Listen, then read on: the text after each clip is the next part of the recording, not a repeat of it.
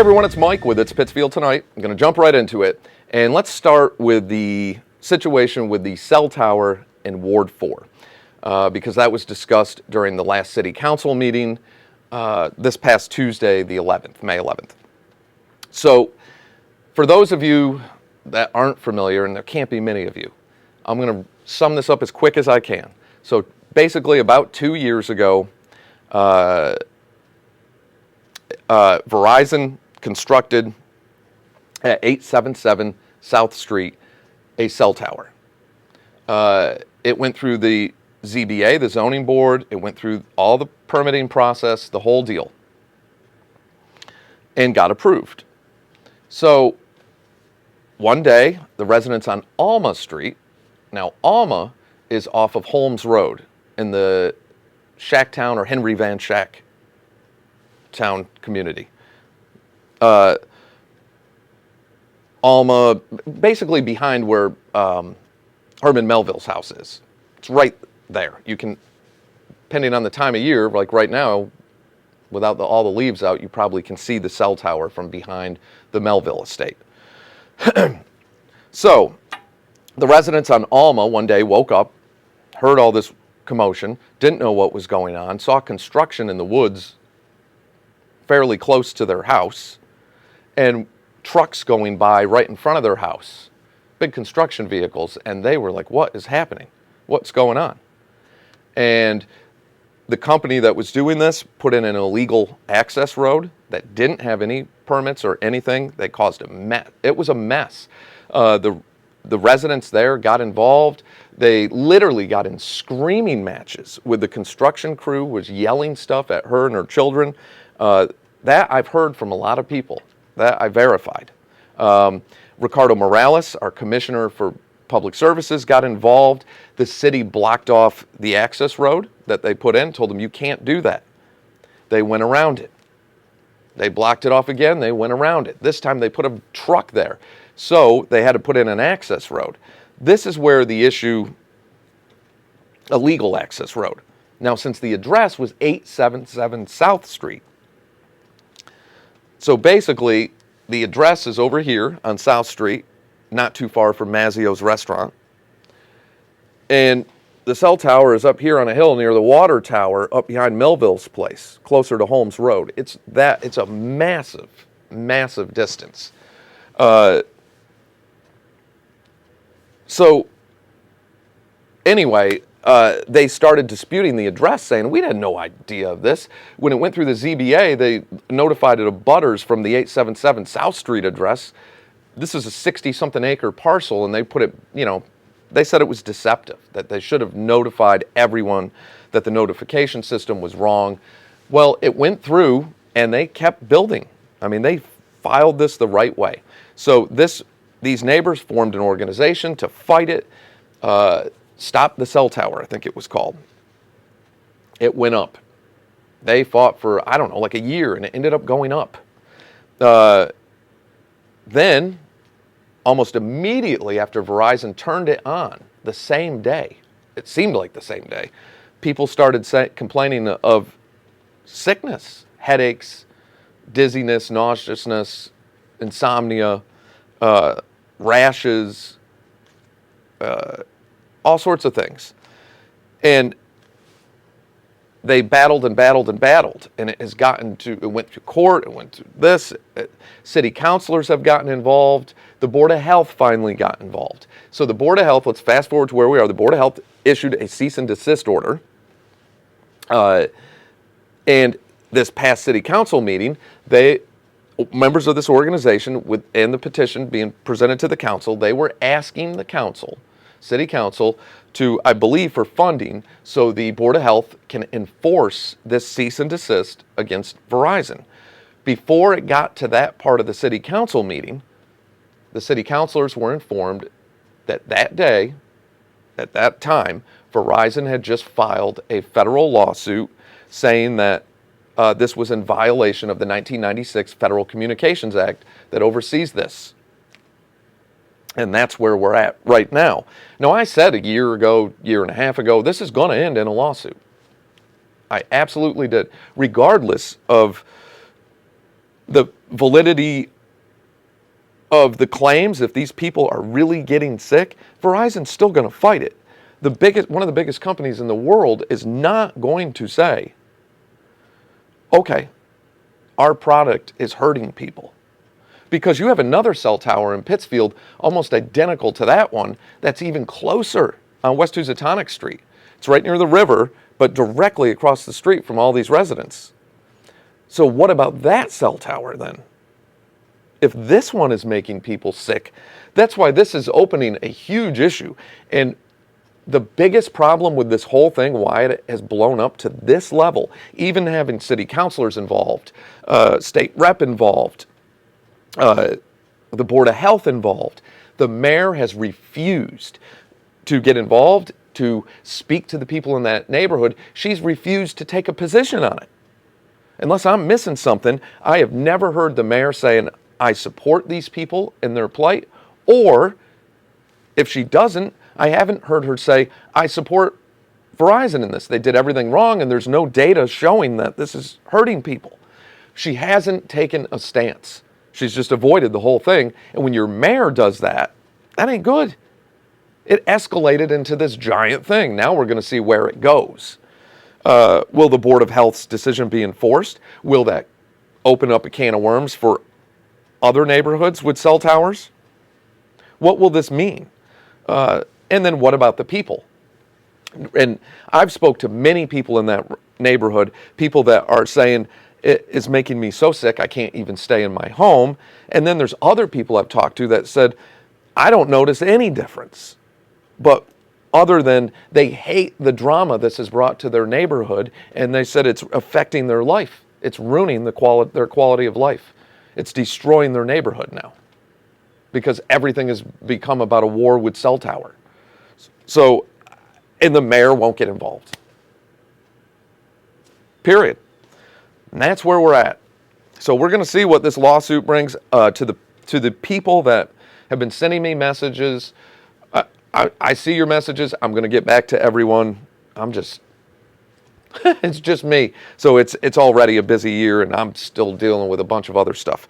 But I will get back to you. And I've gotten messages from proponents of removing the cell tower, and I've gotten messages from neighbors who are saying, I don't want to deal with this anymore. I don't care about the cell tower. I'm not feeling anything different other than it's ruining our neighborhood. So there's all of that involved, and I'm going to talk to everyone. All right. So that's it on that topic. Let's touch on the Bird e-scooters. I have to bring this up again because since the mayor gave her little press conference, a lot of people sent me different information on these Bird e-scooters. And then I started seeing some of the posts on other social media sites, pages, saying, leave the kids alone. Let the kids have fun. The kids don't have anything around here. Why are you guys always picking on the kids? And I thought, wait a minute. That's not what this was. I went to that press conference, and then I specifically asked Ricardo Morales afterwards, are you sure? Are you telling me that you truly believe that these scooters are to be used for transportation so people can grocery shop and go to doctor's appointments and go to work and commute? And he said, yes. And I said, you don't think this is for fun and recreation for the kids? And he said, no, not at all. So, I mean, we were told that. Now, here's the thing with it. A lot of people sent me different information. So, including the other day pictures. One picture was astonishing. 3 kids on one scooter. 3 kids on one scooter.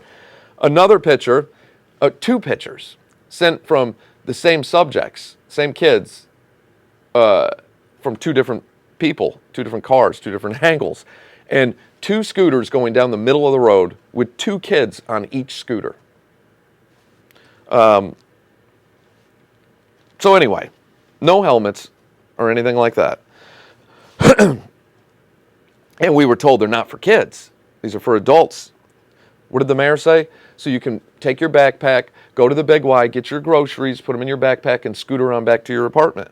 I believe that's almost verbatim of how she said what these would be used for Ricardo told me grocery shopping, dining, doctor's appointments, things like that. That's what he told me. Transportation, getting to work. So I was going through some of the agreements. And some of the stuff people sent me also, and I don't know if there's any truth to this. So I'm going to ask some of the city councilors, and maybe some of the city councilors, if you see this, you can answer on a comment right on here.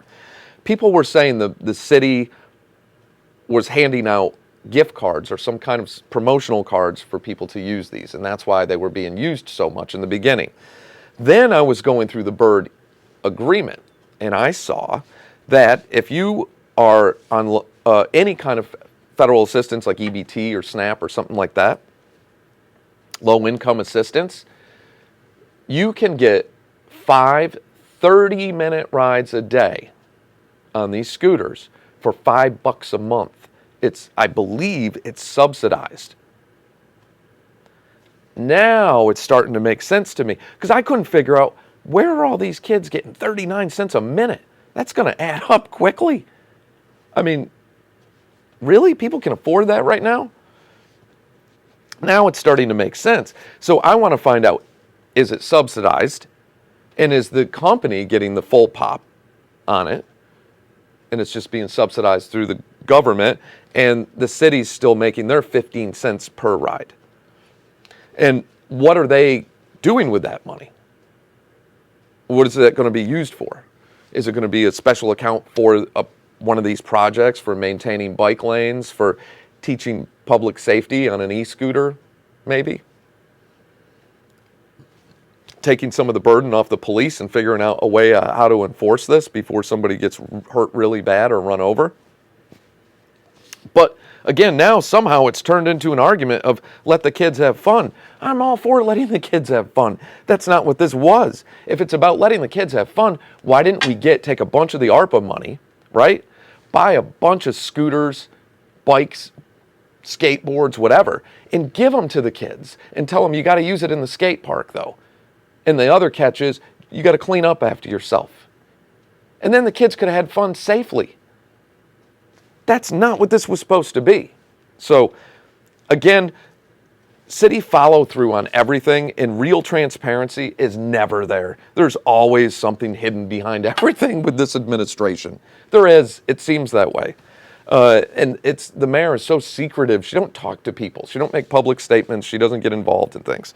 So anyway, that's it on that. The economy, hold on tight. The market is taking a wild ride. It's a Friday. You might see a little bit of an uptick today. Anybody knows you'll see that on a Friday. It's common. Crypto's getting crushed. You'll see a little bit of a rebound probably on Bitcoin, but man, I mean, Bitcoin has taken the biggest hit. But not necessarily. There's some other small cryptos that really were junk, and they folded. Some of them folded, lost 99%, 100%. So anyway, the market, I don't know what to think. Once again, oil companies have taken over as the richest companies in the world. Apple was knocked out of that top spot again yesterday. So people that think that this is happening with oil to force you into an electric vehicle, no, it's not. Trust me. I mean, yes, the internal combustible engine, it will be on its way out. There's no doubt about that. But that ain't going to happen like that.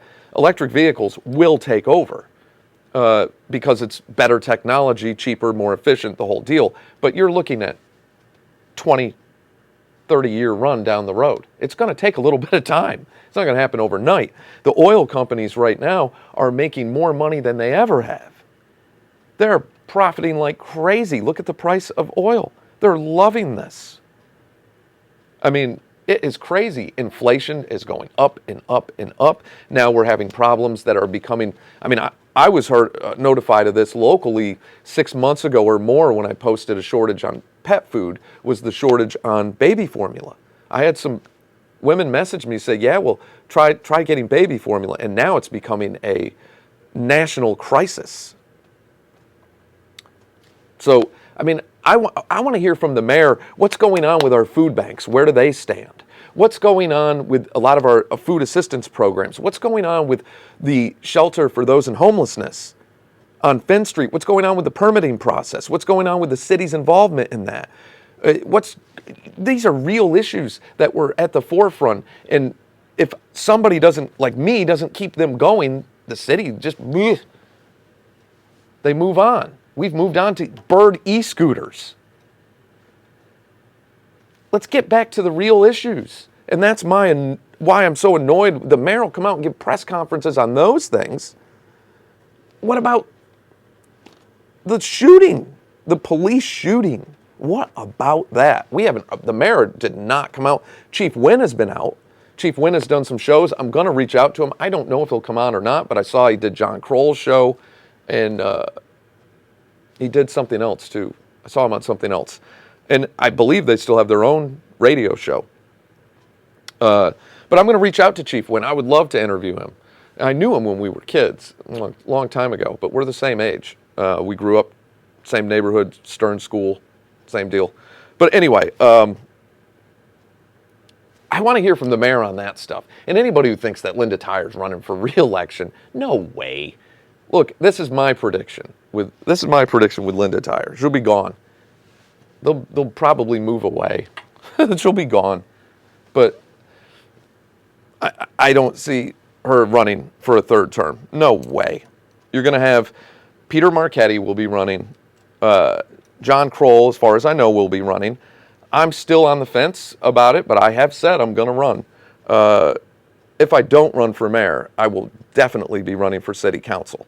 I'm just trying to find out where I can do the most good, because I'm not going to go through what some of these, because there's a rumor that Melissa Mazzeo might run, that she's coming back to Pittsfield and she might run.